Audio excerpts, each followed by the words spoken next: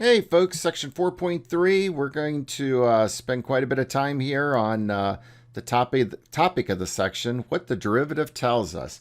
So this is going to be a little longer section, a little longer video, but please watch it and take notes like you normally would.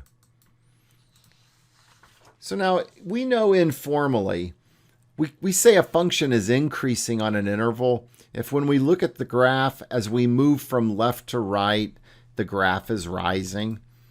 Similarly, we say a function is decreasing on an interval if as we move from left to right, its graph is falling. Now here's the hardcore mathematical definition of increasing and decreasing functions. It says, suppose f is a function defined on an interval I. We say that f is increasing on interval I if for x sub 1 and x sub 2 in the interval I, where x sub 1 is less than x sub 2, we have f of x sub 1 is less than f of x sub 2. That y value, f of x sub 1, is smaller than the y value given by f of x sub 2. We say a function is decreasing on I if for x1 and x sub 2 in I, where x sub 1 is less than x sub 2, we have f of x sub 1 is greater than f of x sub 2. That's kind of a wordy definition, but it's really the actual mathematical definition. I just noticed I have an extra I here. Sorry about that. A function is said to be monotonic if it is either increasing or decreasing. So that's just a special little vocabulary word that you may or may not hear in the future. That's a very wordy definition, but it's very accurate and correct. But let's see if we can make things a little more friendly. So here I have the graph of the function 1/3 x cubed minus 4x plus 2. And I'm going to ask, where is the function increasing? Part B, where is the function decreasing? And part C, where is the function constant? Well, it looks like it's increasing on the interval -infinity to -2. It's where the graph is rising as we go from left to right. And it looks like it's increasing on the open interval 2 to infinity. That's where the graph is rising as we move left to right. It looks like the function is decreasing as we move from left to right. It looks like that would be on the interval -2 to 2. And then at the x values of -2 and +2, kind of like at the top of a hill and the bottom of the valley, the graph is neither increasing nor is it decreasing. So that's where we say the function is constant. It's just momentarily leveled off for that one value of x. Now let's look at the derivative of this function and its graph. We know the derivative of the function is x squared minus 4, and there's the graph of x squared minus 4. So part D, just by looking at the graph, where is the derivative greater than 0? Part E, just by looking at the graph, where is the derivative less than 0? Then part F, where is the derivative equal to 0? So now remember, something is greater than 0, it's positive. That corresponds to where the graph is above the x-axis. Something is negative, that corresponds to where the graph would be below the x-axis. And then something's equal to 0, well, that's where the graph would intercept or hit the x-axis. So in part D, it looks to me like the graph is above the x-axis, so f prime is greater than 0 on the intervals -infinity to -2, union with 2 to infinity.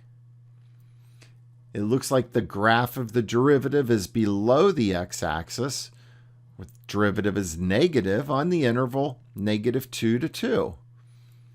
And the derivative is equal to 0, well, where the graph of the derivative has x-intercepts, and that occurs at x equals -2 and x equals 2. So now, folks, check it out. Do you notice that our answer to A is the same as the answer to D? Our answer to part B is the same as our answer to part E. And our answer to part C is the same as our answer to part F. I would not be wasting our time if this just happened to be a coincidence. I mean, it is telling us that where the derivative is positive, that tells us where the function is increasing. Where the derivative is negative, that tells us where the function is decreasing. And where the derivative is 0, well, that tells us where the function is constant. And that observation is going to be summarized in the following theorem. Let f be a function that's continuous on a closed interval ab and differentiable on open interval ab. If the derivative is greater than 0 for all x in open interval ab, then the function is increasing on open interval AB. Notice I'm going to use that symbol to communicate increasing. If the derivative is negative for all x in AB, then the function is decreasing on AB. And yeah, I use that symbol to communicate decreasing. And if the derivative is equal to 0, then the function is constant. Don't have a symbol for that. I just use the word constant. So let's check out the following example. This is kind of like just purely a conceptual example. We're going to sketch a graph of a function f that is continuous on all real numbers. And it satisfies all of the following. So we're going to do the graph of one function that's continuous on all reals, and it satisfies all of the following. F prime of -1 is undefined. The derivative is positive on the interval -1 to negative infinity to -1, and the derivative is negative on the interval -1 to infinity. So get this all written down, because I'm going to head off to the chalkboard to sketch a graph of a function that satisfies all of those conditions. Hey folks, in this example we were asked to sketch a graph of a function f that is continuous on negative infinity to infinity, and it satisfies the following conditions. F prime of -1 is undefined. F prime of x is positive on the interval negative infinity to 1. And f prime of x is negative on the interval negative infinity to 1. So, I'm just going to kind of summarize this information a little differently in something that's going to be called a sine diagram. First thing I'm going to make an observation on is that f prime of -1 is undefined. That tells me -1 is a critical number. So what I'm going to do is I'm just going to summarize all of this information real quickly as so. Let me put f prime here and f here. The derivative is positive on this interval. Whoop, that's a -1. Sorry. That's a -1. The derivative is positive on this interval. So let me just put in here the derivative is positive on that interval. On the interval -1 to infinity, the derivative is negative. So let me put a negative there. Now what we've just seen that wherever the derivative is positive, the function is increasing. So that means where the derivative is positive, the function is increasing. And we just saw wherever the derivative is negative, the function is decreasing. So I see the general behavior of the function. It has to increase and then it has to decrease. So the only thing that's left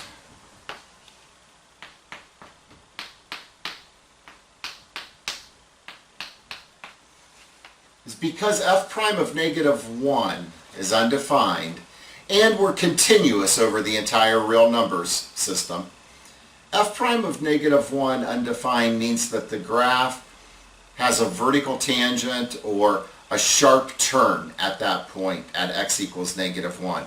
I'm going to sketch something with a sharp turn. So here's negative x value of -1. It doesn't matter where I plot a point with an x coordinate of -1. It doesn't matter at all. So let me arbitrarily plot the point right here.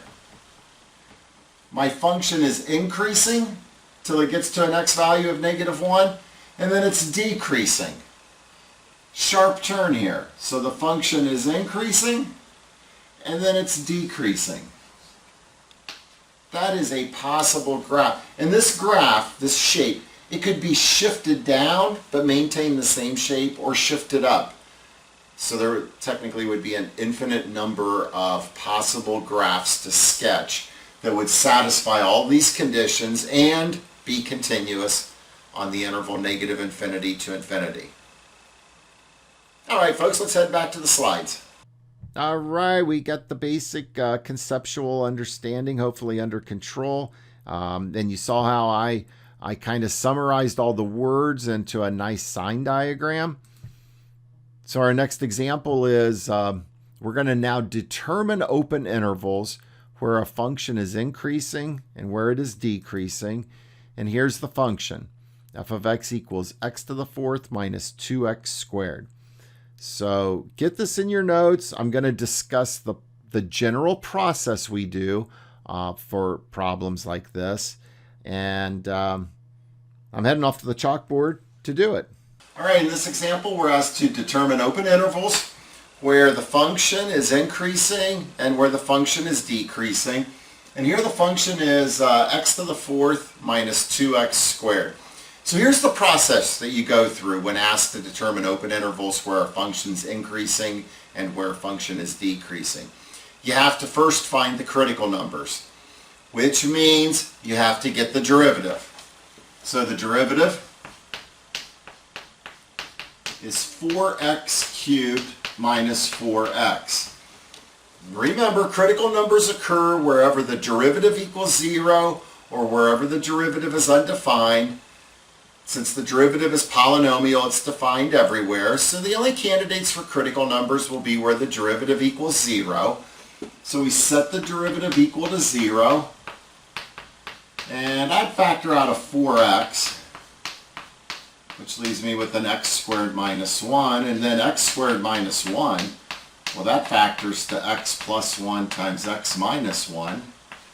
And if I set each of these factors equal to 0, I would then get the critical numbers of x equals 0, x equals -1, and x equals +1. Okay, so the process. Get the critical numbers. After you get the critical numbers, make a number line. On the number line, put all the critical numbers that you found. And then I put f prime here and f here.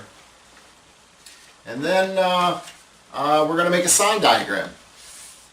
So we make a sine diagram. Remember, you could pick any value of x in the interval from -infinity to -1. Pick anything you like. You're taking that value of x and you're tossing it into the derivative to see what comes out, positive or negative. So on this interval, well, I would pick -2. And, you know, I kind of look at the factored form of the derivative. I mean, I don't need to know exactly what number comes out. I just need to know, is it positive or negative that comes out? So I'm putting -2 into the derivative. -2 is going in for x. So I'd have 4 times -2, that's negative. -2 plus 1, that's negative. -2 minus 1 is negative. So I'd have a negative times a negative times a negative. Well, a negative times a negative times a negative is negative. And since the derivative is negative on that interval, that tells me the function is decreasing on that interval. Come to the interval -1 to 0. Pick any number you want that's in that interval. I would pick -1/2. Put negative 1/2 in for the x's. This would be negative. This would be positive. This would be negative. Negative times positive times negative is positive. So that means the function is increasing on that interval. Repeat the process. Look at the interval 0 to 1. Pick anything you want. I'd pick 1/2. I put 1/2 into the derivative for the x's. This would be positive. This would be positive. This would be negative. So a positive times a negative, that's negative. So the function is decreasing. And then on the interval 1 to infinity, I pick 2. This would be positive, this would be positive, this would be positive. Positive times positive is positive. So the function is increasing. It's the sign of the derivative that tells us the behavior of the function. In a sine diagram, will the signs always alternate like that? Absolutely not. No, you have to check. So to answer the question, where's the function increasing, where's the function decreasing, the sine diagram answers the question.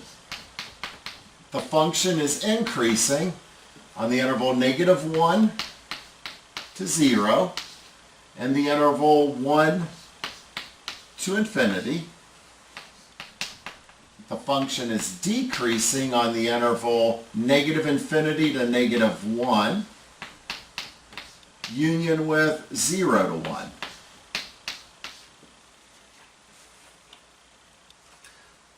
All right, to give you a little bit of practice with this, there's a couple of exercises I'd like you to do. So in the section 4.3 exercises, I would like you to do numbers 22 and 30.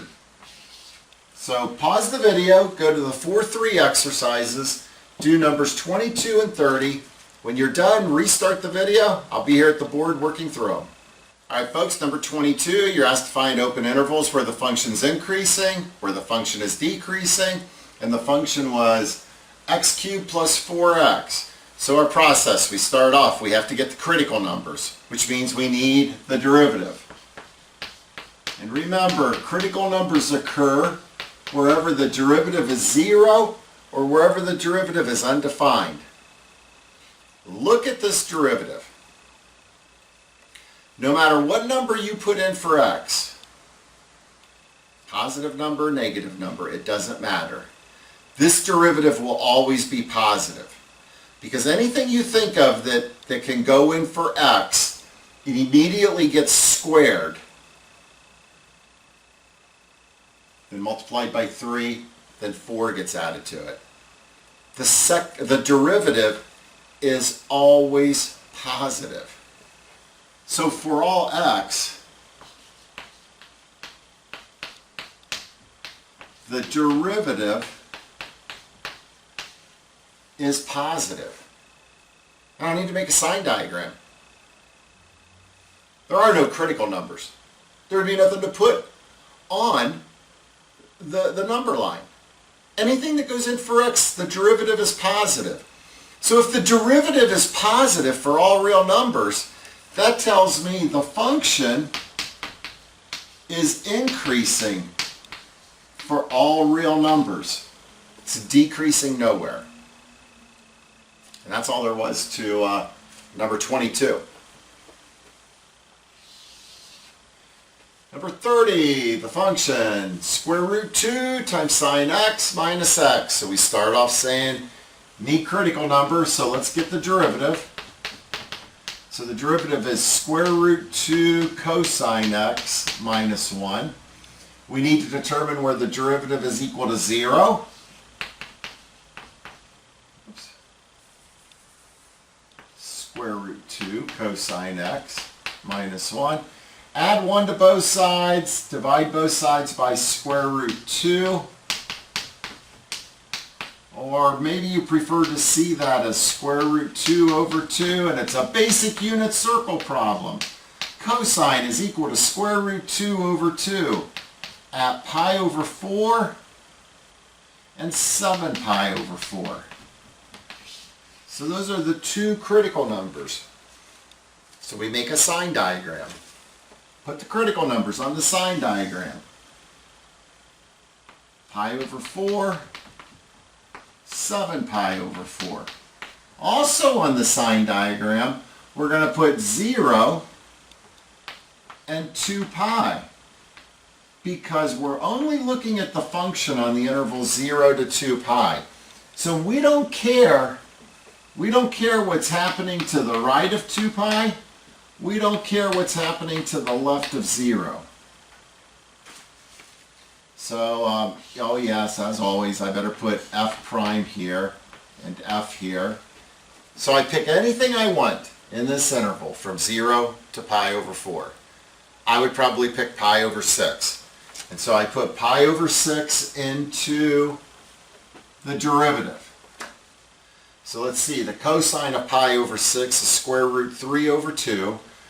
Square root 2 times square root 3 over 2 is square root 6 over 2. And square root 6 over 2 minus 1, that will be positive. So let me put a plus sign here. The derivative is positive. So on this interval, the function is increasing.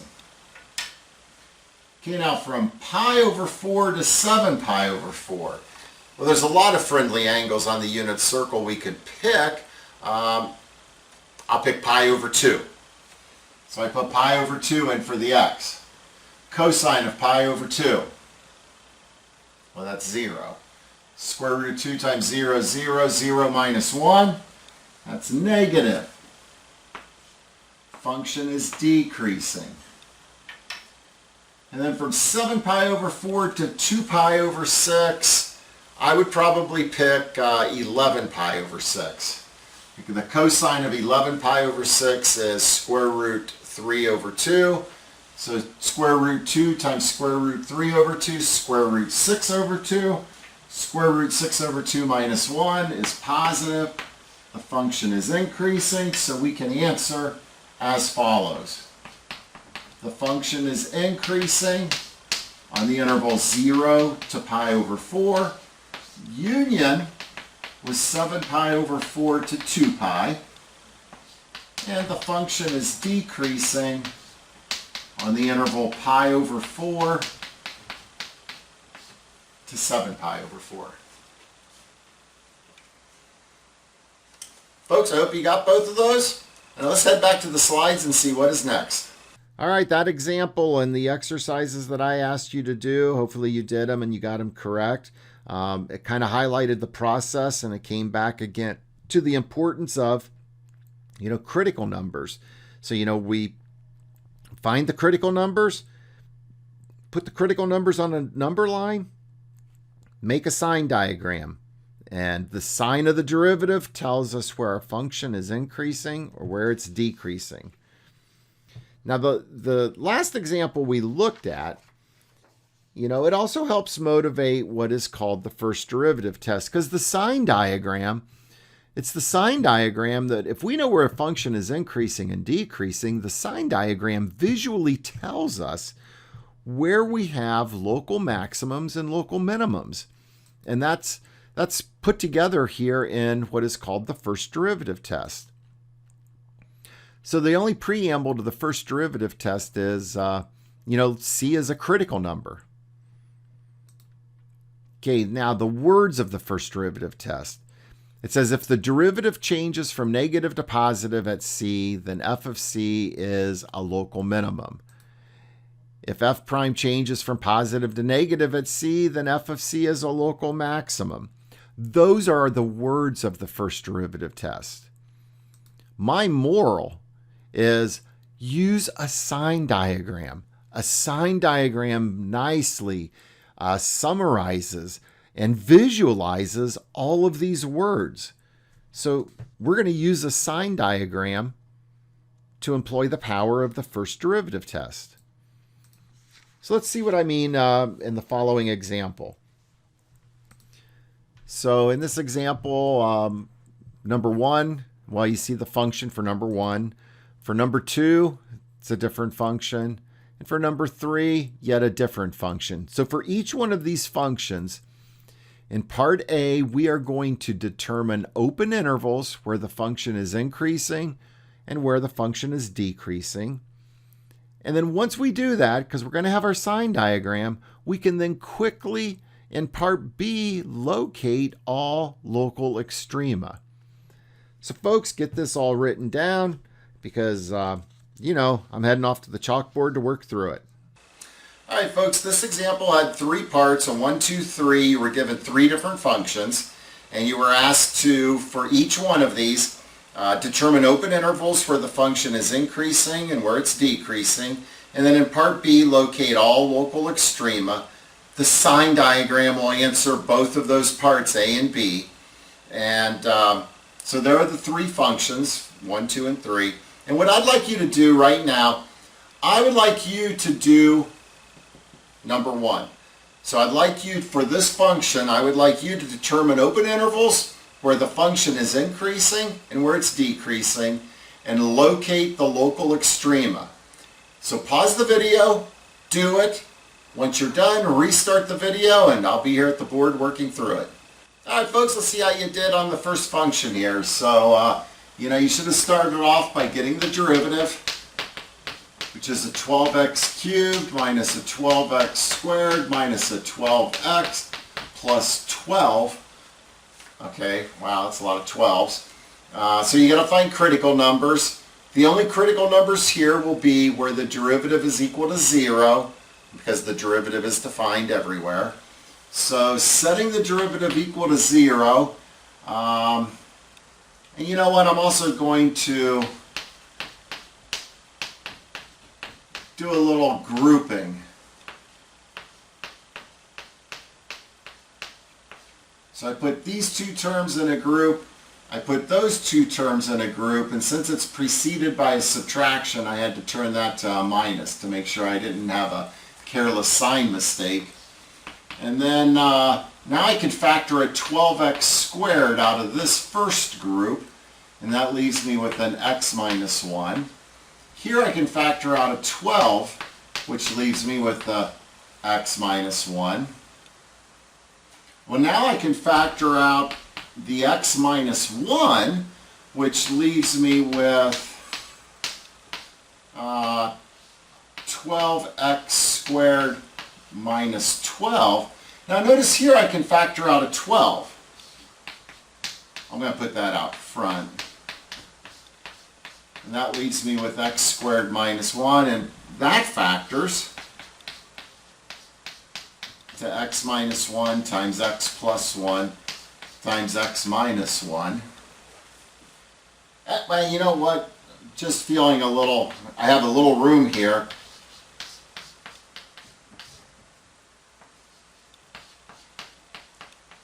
I can't think of simplifying that derivative anymore. But I can easily find, I could have found it right here, that the critical numbers are setting each factor equal to 0. I get the critical numbers are x equals 1 and x equals negative 1. So once I have my critical numbers, I make a sine diagram. So let me come right here and make my sine diagram. Put my critical numbers on the number line. Remember, I put f prime here and I put f here. I pick a number in this interval. I pick negative 2. I'm tossing negative 2 into the derivative to see what comes out. So here's one nice thing about simplifying it a little bit. No matter what comes in for x, x minus 1 quantity squared will be positive. So when negative 2 comes into the derivative for x, I have a positive times a positive times a negative. Well, positive times negative, that's negative. Derivative is negative, that means the function is decreasing. Okay, the interval negative 1 to 1, I will gladly pick 0. This is positive, this is positive, that's positive. So positive times positive times positive, it's positive, the function is increasing. And then on the interval 1 to infinity, I pick 2. So we have a positive times a positive times a positive, which is positive the function is increasing. So here's how I would write the answer for where the function is increasing and decreasing. The function is decreasing on the interval -infinity to -1. The function is increasing on the intervals -1 to 1 union with 1 to infinity. Now some people would write the function is increasing on the interval -1 to infinity. And if you were to do that, I would not mark it wrong. But I don't like that because this communicates something is happening at that x value of 1. What's happening at x equals 1? Well, at x equals 1, that was a critical number. That's where the derivative is 0. So I know at x equals 1, the graph has just momentarily leveled off. So it's increasing, it levels off, and it continues increasing. So I do prefer this. So the sine diagram tells us where the function is increasing and decreasing, and it also gives us the answer for part B. Where are there, part B, where do we have local extrema? Well, if the function is coming down and then it starts to go up, we've hit a low point here. That's a local min. Specifically, the local min is at the point -1, and now to get the y coordinate for the local minimum, you have to take -1 and toss it back into the original function, because we're talking about a point that's actually on the graph of the function. So when you put -1 back in and evaluate the function at -1, should have gotten -10. Nowhere do I see that there's a high point. The function is just decreasing, and then it's increasing, and then it's increasing. So that means there is no local maximum. So here's the answer for part A. Here's the answer for part B. So hopefully you got that. I'm going to have to do a little erasing now to do number 2. So let's do number 2 together here at the good old chalkboard. Your function in number 2 is x cubed. And so to determine intervals where it's increasing and decreasing, we know we have to get the derivative. Set the derivative equal to 0. To find a critical number, the derivative is defined everywhere, so the only critical numbers will be where the derivative is 0. And we only have one critical number, x equals 0. Make a number line, put 0 on the number line, put f prime here, put f here. Pick a number in this interval, say -1, put it into the derivative. Out comes something positive. The function is increasing. Pick a number in this interval, say 1. Put 1 into the derivative is positive, the function is increasing. So I would say the function is increasing from -infinity to 0, union with 0 to infinity. Some people will say -infinity to infinity. I think meaning is lost at what's happening at 0 if you write it that way. The function is decreasing, well, nowhere. It's always increasing. And it's increasing and increasing. There are no local extrema. So the third one, we're given the function cube root of x, which I'll look at as being x to the 1/3 because that helps me get the derivative. 1/3 x to the -2/3, which I will rewrite as 1/3x to the +2/3, which I can rewrite as 1/3 times the cube root of x squared. Trying to find critical numbers. Remember, Where does the derivative equal 0? Where is the derivative undefined? So, my derivative looks like a fraction. The only time a fraction is equal to 0 is when the numerator is equal to 0. There's no value of x that can go in here and make the numerator 0. The numerator is always 1. So this derivative is never equal to 0. Now the undefined part. Well, a fraction is undefined when the denominator is 0. Well, if 0 comes in for x, we're going to get 0 in the denominator, and that means it's undefined. So the derivative is undefined at x equals 0. That's the only critical number. We make our number line, put 0 on the number line, f and f prime. Pick a number in this interval, say -1. Put -1 in the derivative for x. And -1 squared, well, that's positive.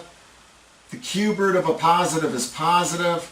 So we end up with a positive divided by a positive. That means the function is increasing. Pick a number in this interval, it doesn't matter what. You could pick pi if you'd like. Toss it into the derivative. Derivative is positive. The function is increasing. So straight away I can see there are no local extrema. No local maximum, no local minimum. The function is never decreasing. And I would say the function is increasing. Now here, I would say the function is increasing on -infinity to infinity. All real numbers. The reason why I would say it here, but I would not say it for the function x cubed, is because in x cubed, when we're at x equals 0, that's a critical number where the derivative is 0. That means it's a horizontal tangent line. This value of x here, where the derivative was undefined, the graph of cube root of x hasn't momentarily leveled off.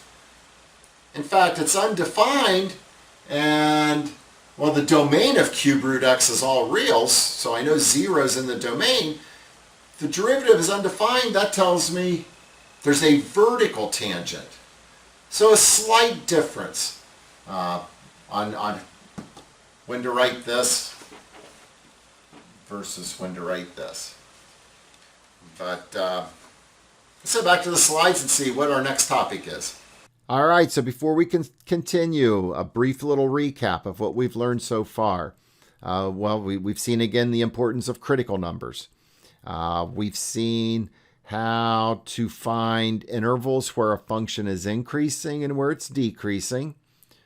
Remember, where the derivative is positive, the function is increasing.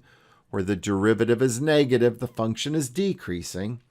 We've seen how to utilize a sine diagram to tell us the sign of the derivative, the behavior of the function, and to also locate local extrema.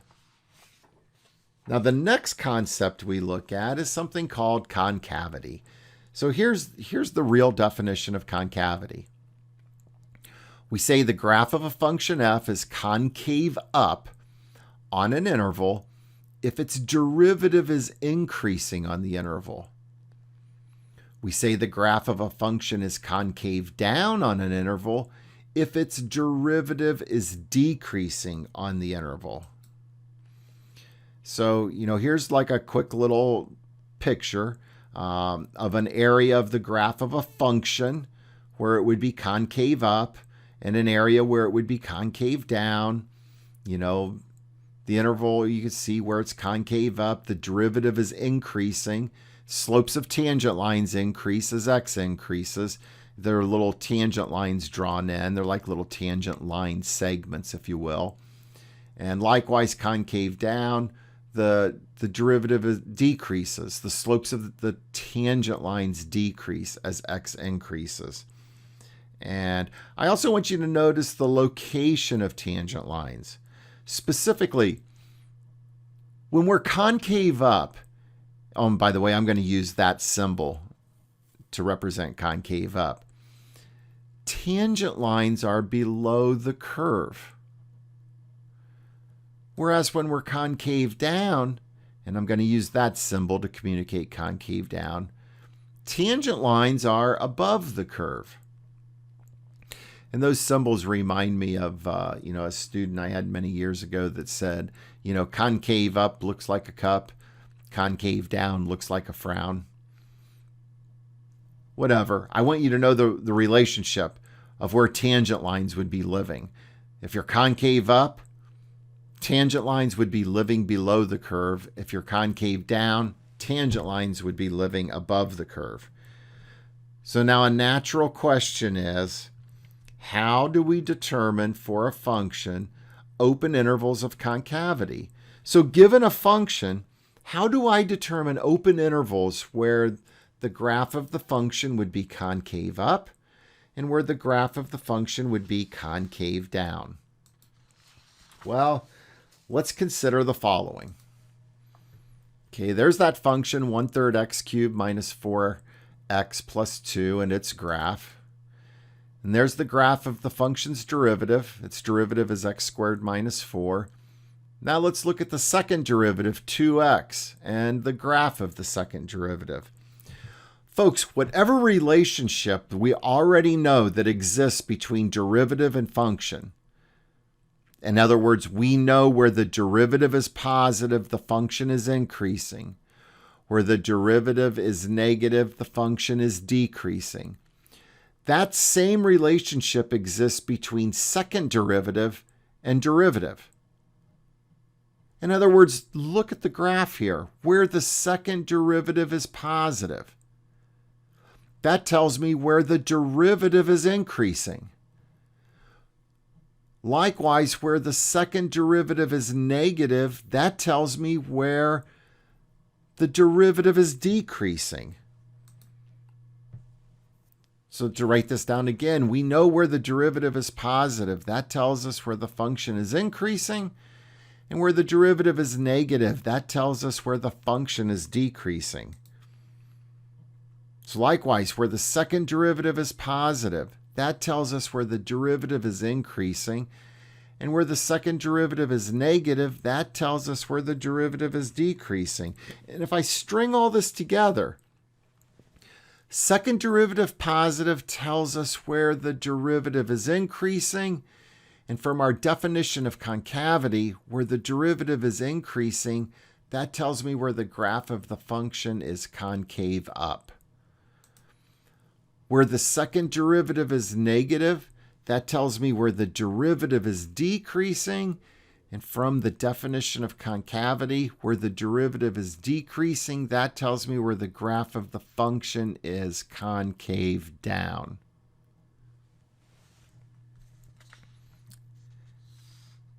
So all of this we can condense all of this into a theorem that's called tests for concavity. The preamble for the tests for concavity. F is a function whose second derivative exists on an open interval I. If the second derivative is positive, then the graph of the function is concave up. Notice how we condense down. We know second derivative positive. That tells us the derivative is increasing, which tells us the function is concave up. So we're kind of cutting out the middle piece there. Second derivative positive, boom, immediately tells us the graph of the function is concave up. Likewise, or in a similar fashion, where the second derivative is negative, that tells us where the graph of the function is concave down. And so, folks, what we do, just like we have been doing, we're going to find where the second derivative is 0 and where the second derivative is undefined, and we can make a sine diagram to tell us where the function is concave up and where it is concave down. So to show you what I mean and how friendly this is, this example, we're going to find intervals where that function is concave up and where it is concave down. So write this down, because I'm going to head off to the chalkboard. The most important part is when asked about concavity, concave up or concave down, we're going to need the second derivative. So let's head off to the chalkboard and we'll see this really isn't too bad. All right, this example, we're asked to find intervals where the function x cubed minus 9x squared plus 27x is concave up and where it is concave down. So the key for concavity is the second derivative. So we need to get the second derivative. So, well, we have to first get the first derivative, which is 3x squared minus 18x plus 27. I left the x off there, folks. I'm sorry. Now the second derivative is 6x minus 18. Now we just need to determine where is the second derivative positive, where is the second derivative negative. And in order to do that, we have the second derivative. We need to find where does the second derivative equal 0 and where is the second derivative undefined. The second derivative is defined everywhere. So let's see, where does the second derivative equal 0? Well, at x equals 3. That's where the second derivative is equal to 0. So I make a sine diagram. We're used to this process, making a sine diagram. I put 3 on the sine diagram. That's where the second derivative was equal to 0. And now down here, I put f double prime. And I put f. Because as I just said, we want to know where the second derivative is positive and where the second derivative is negative. Where the second derivative is positive, we have concave up for the function. Where the second derivative is negative, we know the function is concave down.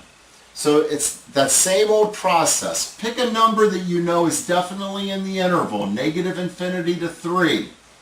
I pick 0. I put that into the second derivative to see what comes out, positive or negative.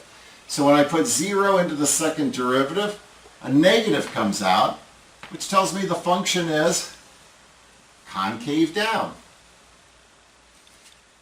Go to the interval 3 to infinity. Pick anything you want. You can pick pi if you want.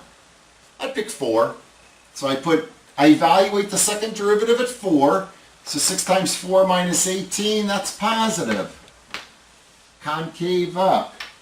So the function is concave up on 3 to infinity. Function is concave down on negative infinity to 3. So something interesting is happening at that x value of 3. At this x value of 3, the graph changes concavity, or it switches concavity. At this x value of 3, the graph goes from being concave down to concave up. So let's head back to the slides and see what special name that has. All right, so in that last example, we made our sine diagram. We determined intervals where the graph of the function would be concave up and concave down. And we observed that at the x value of 3, the graph of the function changed concavity, or its concavity switched at that x value of 3. Well, that's a definition. Any point where the graph changes concavity has a special name. It's called an inflection point. So this theorem simply says the point CF of C is an inflection point. Then you have one of two things. The second derivative evaluated at C is 0, or the second derivative evaluated at C is undefined. So think about what this is really saying. Your sine diagram with the second derivative and the function. It is telling you visually where you have inflection points. So this example, we got 5 parts here. So for the function, x to the 4th minus 4x cubed. Part A, determine where the function is increasing and where the function is decreasing. Then in part B, we can locate any local extrema. Part C, determine where the graph of the function is concave up and where it's concave down. Part D, locate any inflection points. And then part E, evaluate the second derivative at 3. All right, so here's what I want you to do. You should be able to do this example by yourself right now. So I'm going to ask you to write the example down, do all 5 parts, pause the video and do all 5 parts. And once you've done all 5 parts, restart the video, and I'll be at the chalkboard working through each part, and hopefully you have correct answers. All right, let's see how you did. Part A, where's the function increasing, where it's decreasing? We need the derivative. So the derivative, 4x cubed minus 12x squared. I know the derivative is defined everywhere, so the only critical numbers will be where the derivative is equal to 0.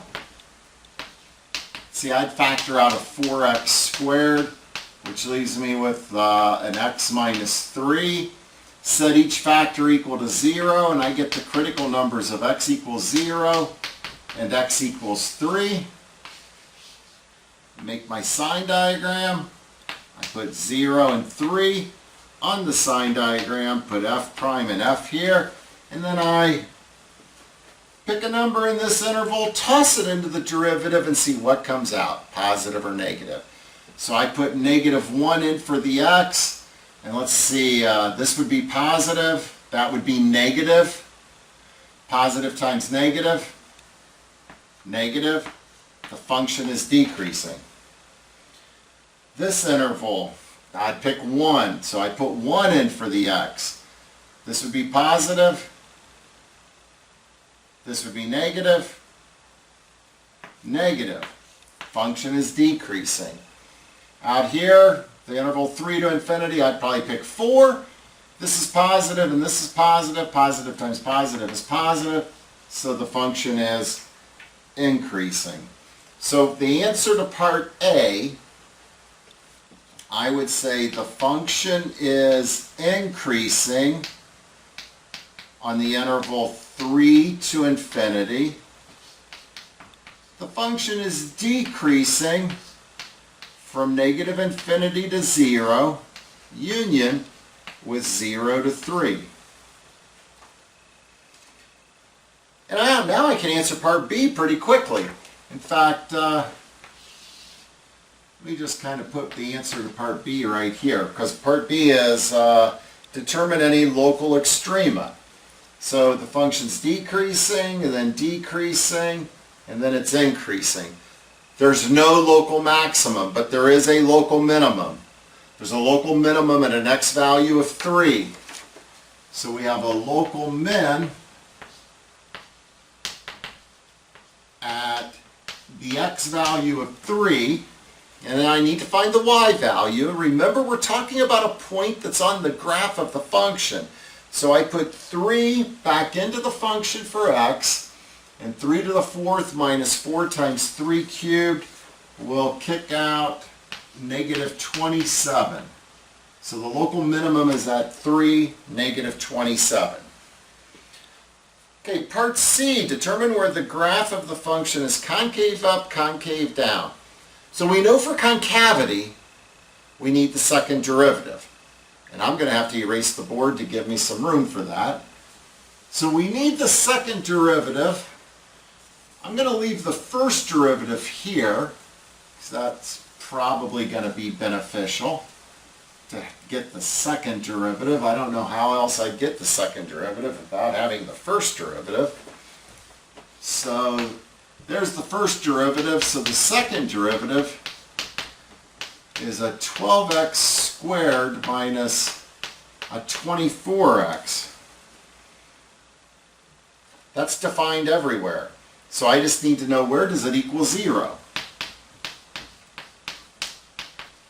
And I would factor out a 12x. That leaves me with an x minus 12x. That leaves me with an x minus 2. I set each factor equal to 0, and I get x is 0 and x is 2.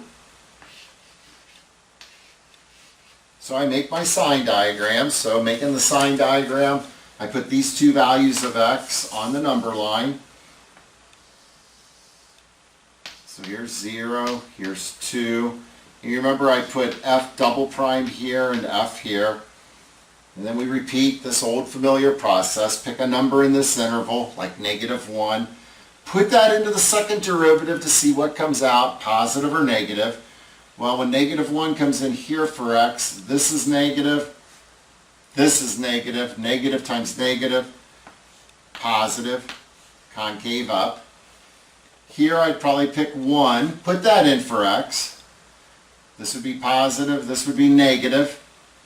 Positive times negative is negative, concave down. And then out here I'd probably pick 3, put it into the second derivative for x. Positive, positive. So it's concave up there.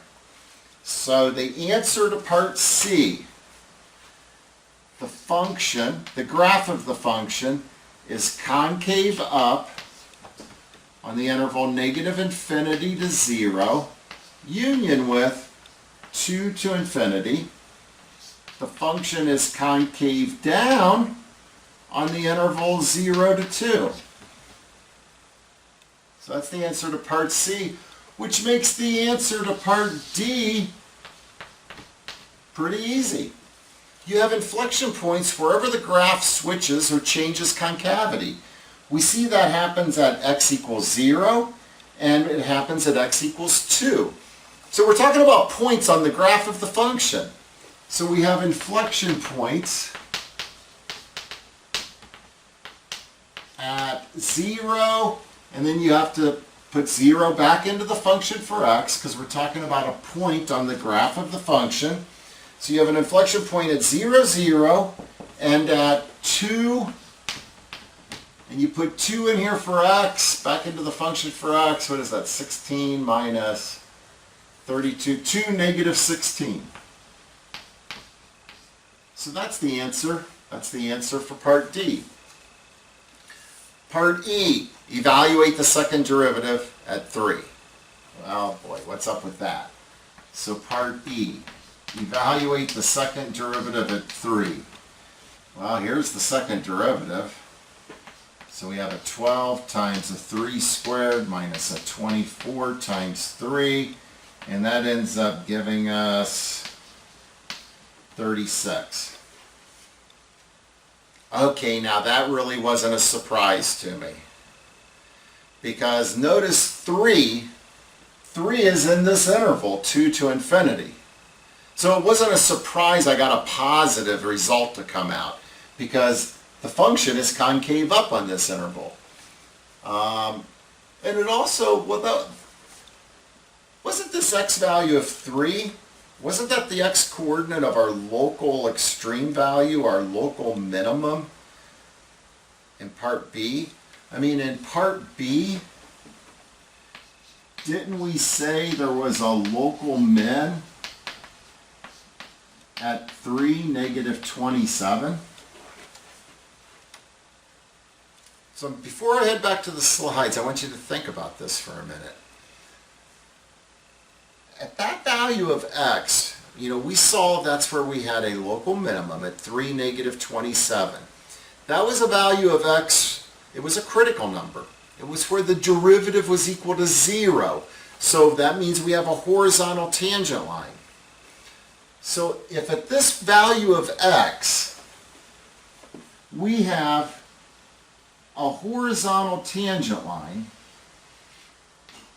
and at that value of x, the second derivative is positive, that tells me the function is concave up. Yeah, of course that's a local minimum. I'm foreshadowing what's called the second derivative test, and now we're going to head back to the slides and officially talk about the second derivative test. Okay, as I mentioned on working through the example, that part E, when we evaluated f double prime of 3, we got a positive number. And I made a connection back to part B because that's where we had a local extrema. And that actually was foreshadowing what is called the second derivative test. Second derivative test preamble. You have a function. It's a function such that f prime of c is 0. And the second derivative exists. So notice straight away, when we say f prime of c is 0, we are talking about a critical number. Just the critical number where the derivative is 0. If the second derivative evaluated at c is positive, then f of c is a local minimum. And that's because if the second derivative evaluated at c is positive, it's telling you you're concave up at that point. So concave up, yeah, you better have a local min. However, if the second derivative is negative, evaluated at c, then f of c is a local maximum. That makes sense to me because if the second derivative is negative, we'd be concave down. So yeah, we would be at a local maximum. If the second derivative happens to equal c, well, then we know absolutely nothing. All right, so now here's the deal, folks. To be brutally honest, if I'm asked to find local maximum, local minimum, I'm using the first derivative test. I'm making a sine diagram, and I will have the question answered. The power of the second derivative test will appear just a little bit later in this chapter when we start to look at what are called optimization problems. So before we go on to our final example, I would like to kind of bring together what we've learned so far in this section about the derivative and the second derivative. So this little thing that I've drawn here, that's just like a portion of a graph of a function. I don't know what the function is. I don't care. Just by looking at the graph, imagine there's an interval. So as you read this from left to right, you see that, well, it's going up. If it's going up, that means the derivative is positive. Now, what about its concavity? It looks to me like tangent lines would be below the curve, and that tells me it's concave up, so the second derivative would be positive.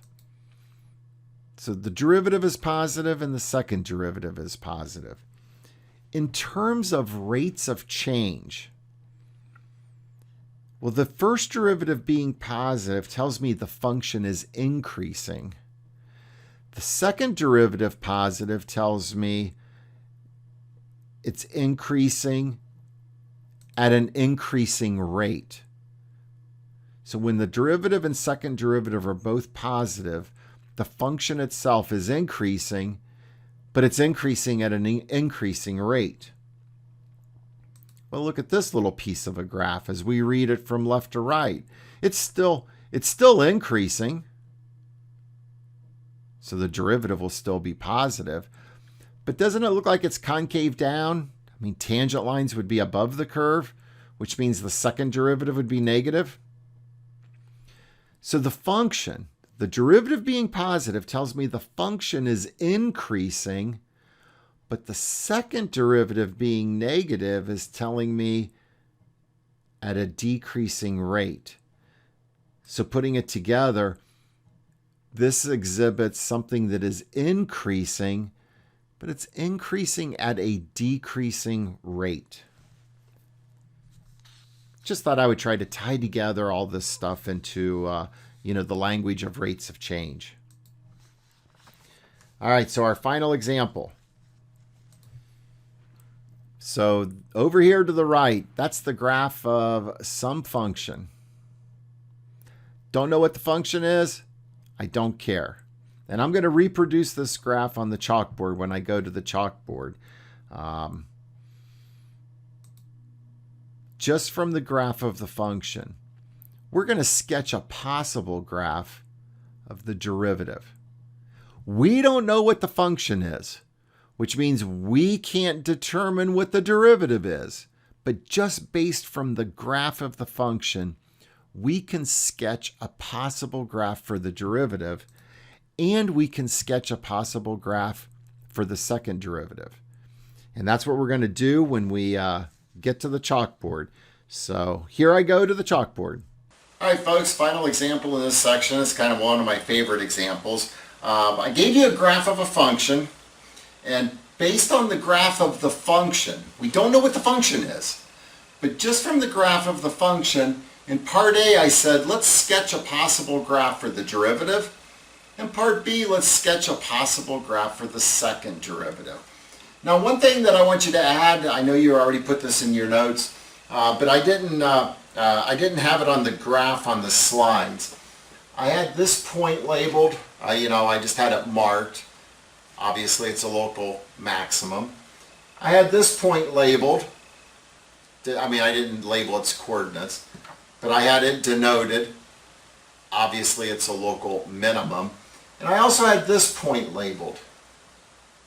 It's going to be the inflection point. And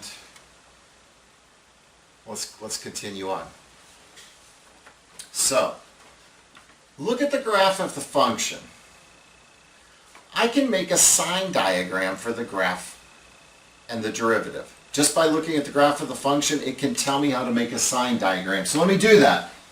Let me make my sine diagram right here.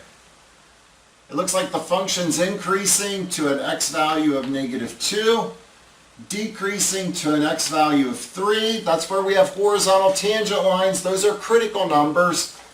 So I can put in here into my sine diagram, the function is increasing, then it's decreasing, then it's increasing. Since I know visually where the function is increasing, where it's decreasing, and where it's increasing, that tells me the derivative, well, if the function's increasing, the derivative has to be positive. If the function's decreasing, the derivative has to be negative. Increasing, the derivative has to be positive. So, let me get just a little bit of scaling here. I have to sketch something that satisfies positive, negative, positive. In other words, derivative positive, the graph is above the x-axis. The derivative is negative, the graph is below the x-axis. Positive, above the x-axis. At -2 and at 3, that's where it crosses the x-axis. That's where the derivative is 0. That's where we have horizontal tangent lines. So at -2 and 3, we have x-intercepts. So on this interval, the graph is above the x-axis. Now it's going to go below the x-axis, and at some point it has to turn around and get back to this x-intercept. So I think it's going to maybe turn around at about, an x value of 1/2. Then, I don't know, that looks like a possible graph of the derivative. Graph of the second derivative. I'm going to do like a couple of different analysis on it. I have the graph of the derivative. I said, I thought it turned around like right here at an x value of 1/2. Well, I'm kind of using that. I'm getting that information from, I said this was the inflection point, and doesn't it look like that's at about an x value of 1/2? So I could make the following. I could make two different sine diagrams. So let me show you the two different sine diagrams. So here's the first sine diagram. I could put 1/2 on the number line. Second derivative, derivative. We have the graph of the derivative. We see it's decreasing, and then it's increasing. It's decreasing, then it's increasing. That means the second derivative has to be negative, then positive. The graph of the second derivative has to be below the x-axis, then above the x-axis. Or I could have made this sine diagram. Compare the function to the second derivative. That's an inflection point at 1/2. It looks like on the interval negative infinity to 1/2, tangent lines would be above the curve, which means it is concave down. From 1/2 to infinity, it looks like tangent lines are below the curve, which means it's concave up. In order to be concave down, the second derivative would have to be negative. In order for the function to be concave up, the second derivative would have to be positive. So there's an x-intercept at 1/2. I'm below the x-axis, then I'm above the x-axis. That is a potential graph or a possible sketch of the graph of the second derivative. These are kind of cool. In fact, in theory, I should be able to give you any one of these three graphs. Either the graph of a function, or I could give you the graph of a derivative, or I could give you the graph of the second derivative. And you could reproduce the other two missing graphs. But that's it for section 4.3. So at this time, you're ready. Go do the exercises in section 4.3. Thanks for watching.